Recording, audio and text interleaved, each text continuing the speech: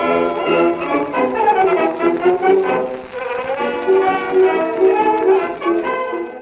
could put you in the brig for what you've done, but I won't do it. Hey, this is the Talking Dicks. Al Romas in Tampa, Al Ducharme, Studio City, California. Test 1, 2, 3, test. What's going on, Al? That should have been taken care of before the cameras were rolling. Well, test 1, 2, 3. Are we on? All right. Well, we'll start again. Give me another. No, let it roll. Let it roll. Let it roll like a toilet paper. Let it roll. Talking Dicks are nothing but organic. That's right. We love organic. Yes. No process. So we're all full audio on Facebook, and the only way you can see the video version of this, the better version, is to support us as little as $5 a month at patreon.com/the2dicks. That's right. That's right. You can see my new location. I have a different location today than I had previously. Well, I've been all over the map. You haven't been out of the studio yet. I've been a couple of different spots in Florida. I've been a couple of different. I had the merch closet for months, and now I'm outside on a patio, hoping the sun will dip down, and my earbud just fell out. And that's okay. But on the contrary, this is a new location for me. This is upstairs in my office. Yeah. Normally I do it downstairs in my living room with my big screen, but we're trying to make a little studio action here. And he said that I have a new chair, a new office chair. He says that I look like Christopher Reeves in my it's a combination of Chris Reeves, Stephen Hawking. You're very stiff, if you know what I mean. Hey, welcome to the Talking Dicks. A little trivia for the people who have seen the Two Dicks. Our very first episode, the interrogation on the Allure of the Seas, you were battling a very stiff neck. I did. Day. I had a two pinched, I don't know which disc they are, two pinched nerves in my disc, and it was sending pain all the way down my back and down the back of my leg.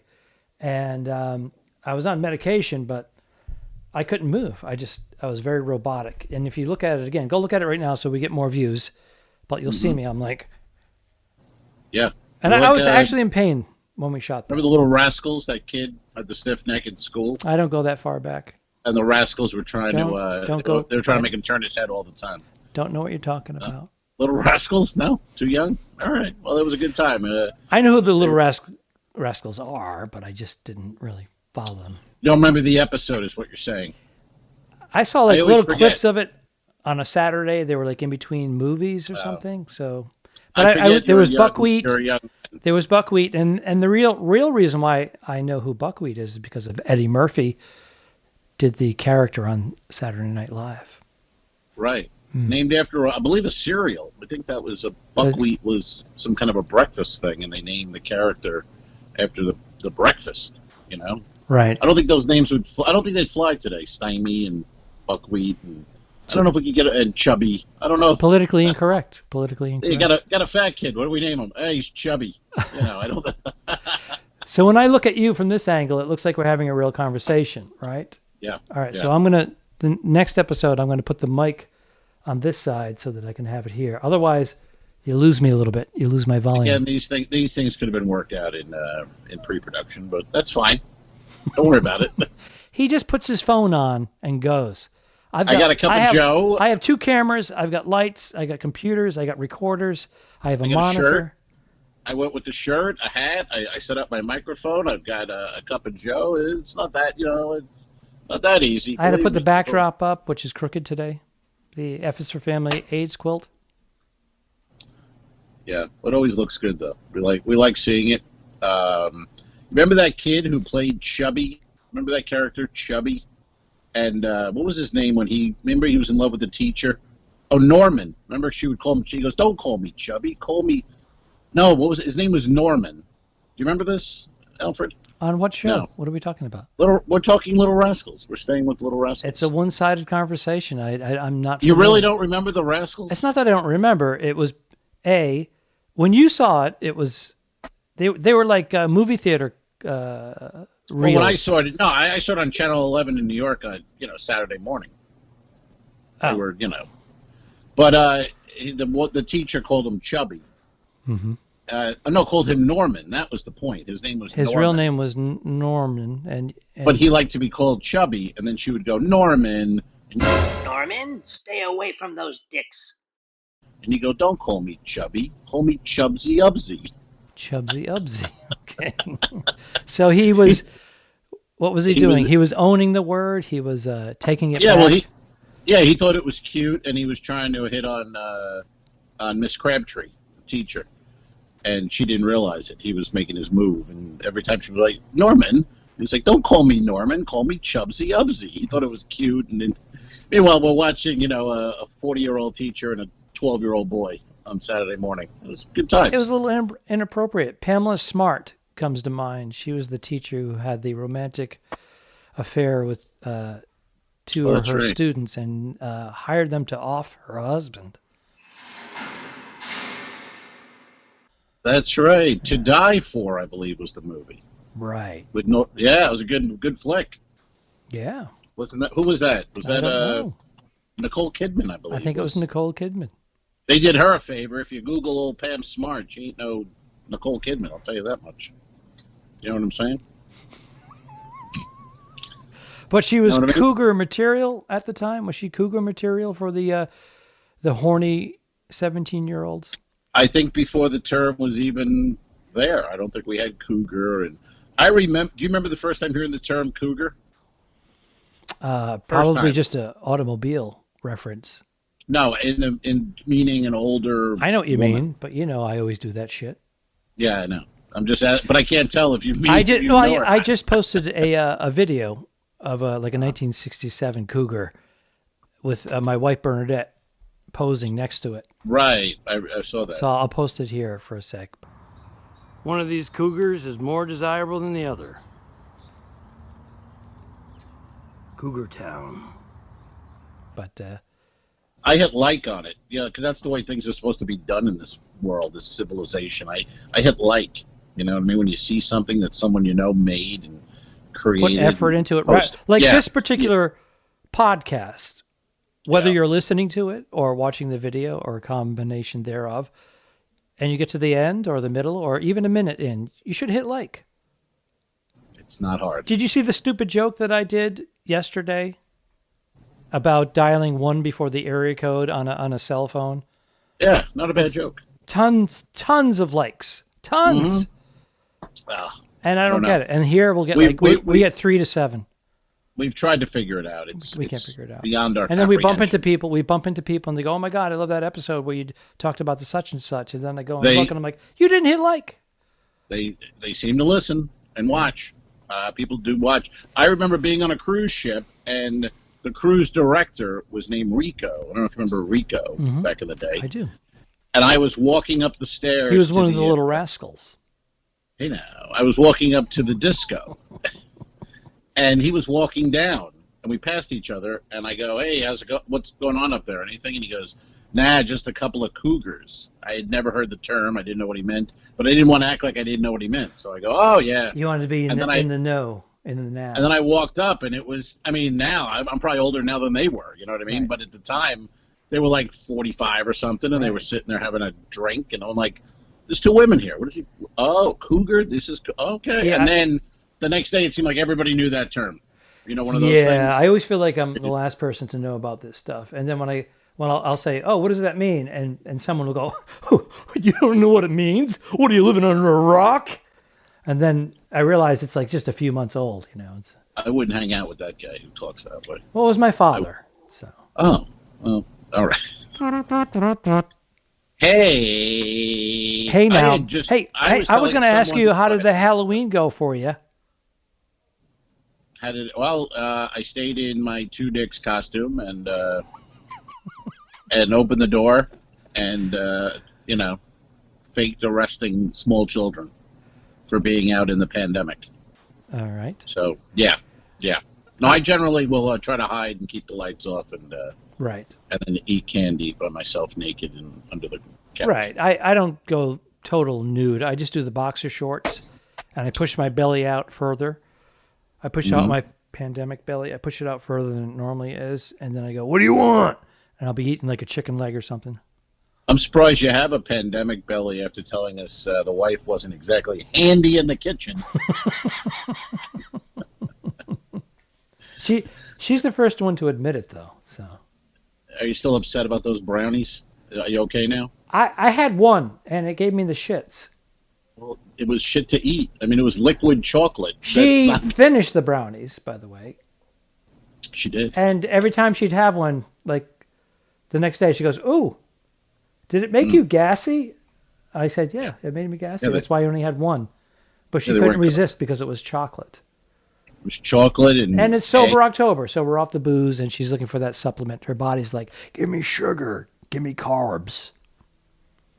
I haven't done it official, but I don't think I've had a wine or a beer or a cocktail in October. So I think I was with you guys in that. I think you were. Spirit of that. Although, Yes. November 5th at Davidoff in Tampa, one of my favorite places, Avo Cigars is having an evening. Two Avo cigars and tequila taste. They're bringing in a tequila rep with Avo cigars. Are they going to have the girls walking around? Would you like a shot? With you? Yeah. Well, now I'm hoping they do. I didn't even think of that part, but I'd love that. But yeah, I'm gonna go. You know, I'm gonna go with is old Jim Sampson, who played Boris Middlefinger. No, he wasn't Middlefinger. Who was he? Was he Burt Johnson? He was Burt Johnson.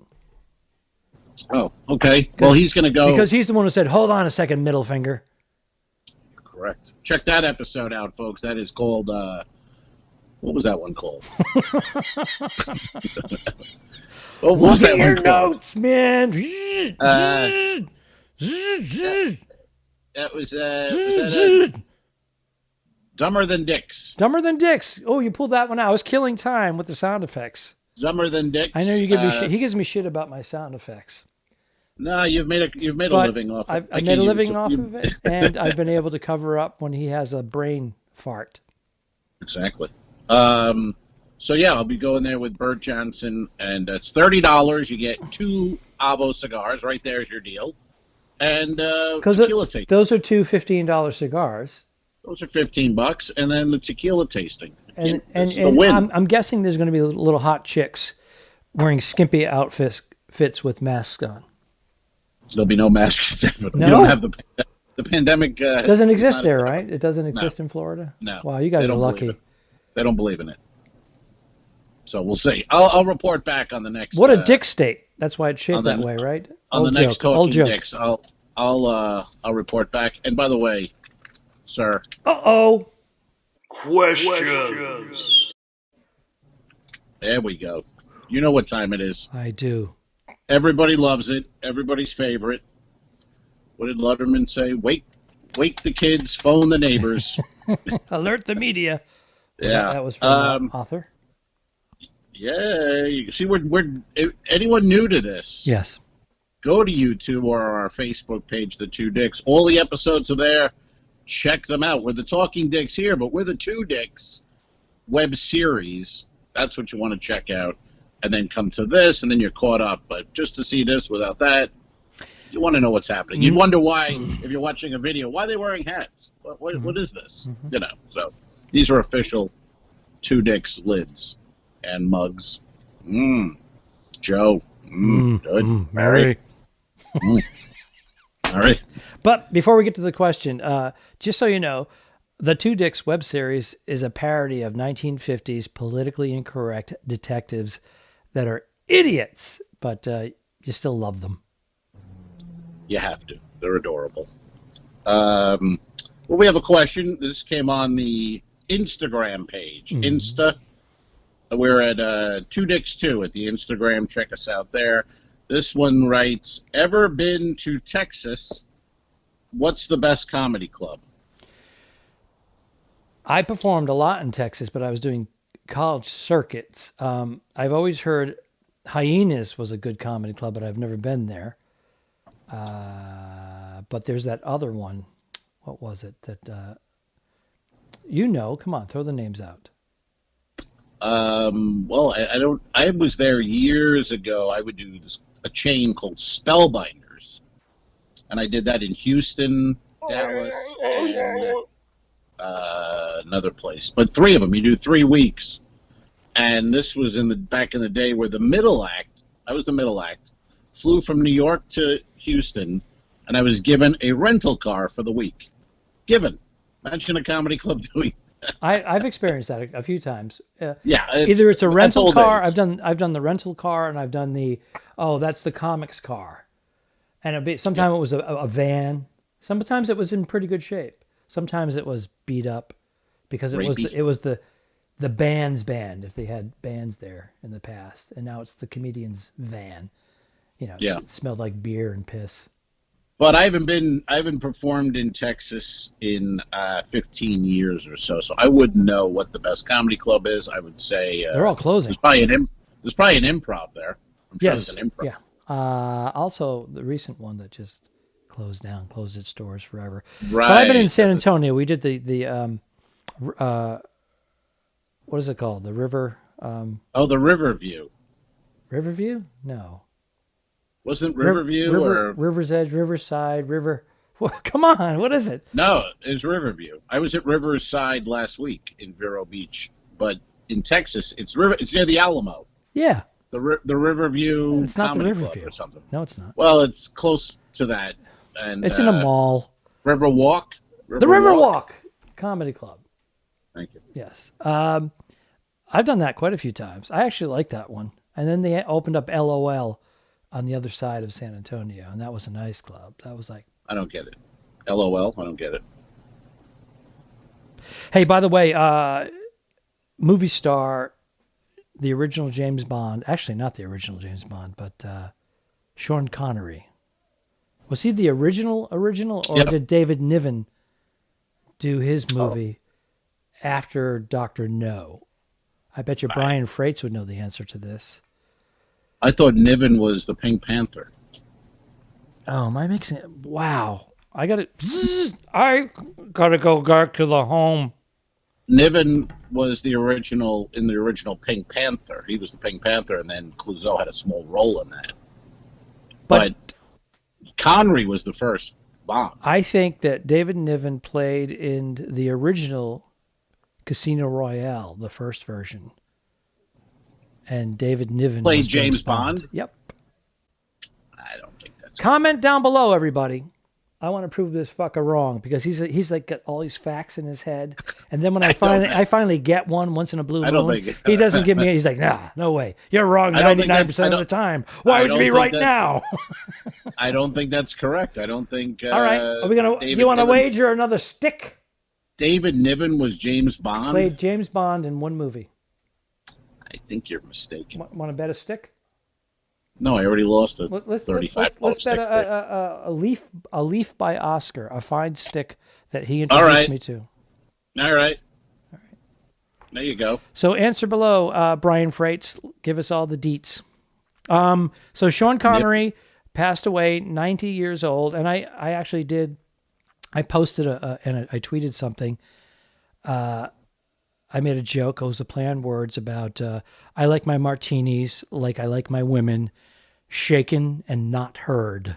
And people are getting upset. I'm getting private messages. Because really? He just passed away. But then I put some clips of him at the Barbara Walters. Who's getting upset? People are getting upset. I'm not going to name names. Get rid of these people who are upset. I'd block them and fuck off. Grow up. It was actually just two. Joke. It was just two. But joke, you dummy. And some people are like, oh my God. If you look at the Barbara Walters interview, she calls him out on a quote that he made. He likes to smack him around a bit. Yeah. He quoted in a Playboy interview in 1965 that women should get a smack when they're out of hand, but not a closed fist and open hand. No. I'm paraphrasing. Never closed fist, but, hey. And she called him out on it, and he goes, I stand by my words, or something like that. I'm paraphrasing. Good. Well, he was saying, read the goddamn brownie box next time and don't fucking rush. Don't half-ass it. What I'm saying is, although I don't subscribe or prescribe, I don't subscribe to this ideal. Back when he... Well, you understand it, though. In 65, it was kind of, it was the peak of women's lib, or not the peak. These were good times, man. what I'm saying These were was good times. he said that then, which was pretty shocking to say at that point, and then to say it 20 years later on a television interview. Wow. He's Sean Connery. He's Do what he wants. I do what I want. Watch. You there, blow me. Dude, the funniest Sean Connery impressions are the SNL Jeopardy sketches with Will Ferrell as Alex Trebek. And is it Daryl Hammond who plays Connery? It's good. Yeah, it's one trick pony. It's the same joke. I know, but they hammer the joke over and over again. They hammer the joke. Well, the one where Tom Hanks is on it is very funny because they did the skit a few times. And they have Norm, what's his face, doing Burt Reynolds. Oh, yes. You know what I'm talking about. Tremendous. Go check these all out. Turd Ferguson. Turd Ferguson. Oh, it's the greatest. He does Burt Reynolds from Cannonball Run with the name Turd Ferguson. Yes. And he's got the big hat. Chewing gum. Trebek goes, why are you Turd Ferguson? He goes, yeah, Turd Ferguson. Funny name. I have a quick Turd Ferguson story for you. I was doing comedy somewhere, and it was right that time, and there was karaoke going on in a bar attached to the club. So I went in there with the other comics, and I signed up to do karaoke, but I signed up as Turd Ferguson. So the other comic, whoever it was, the DJ said there won't be enough time for everyone on the list. So the other comic went up to the DJ and gave him $10, and he goes, hey, you got to get my buddy Al on, because I kept telling everybody I have a great voice and I'm a brilliant singer. So he goes, you got to get my buddy Al on, and the guy goes, Al who? I don't have him on the. He's not on the list. He goes, yeah, he signed up 20 minutes ago. He goes, no, I got Ralph, I got Betty, and I got Turd Ferguson. That's it. Because it was so no more. It was so. after Turd Ferguson, that's it. It had just been the night before on SNL, or the week before, right? So nobody knew. Oh, it takes a while for her to get into the pop culture. So the other comic came over to me. He goes, you're not on the list. I go, what do you mean? He goes, I don't know. He goes, there's Betty, there's Ralph, and there's fucking Turd Ferguson. I'm like, yeah, I'm Turd Ferguson, asshole. I thought a comic would be on board. Did you hear that, ladies and gentlemen? Yeah, I'm Turd Ferguson, asshole. And we're out.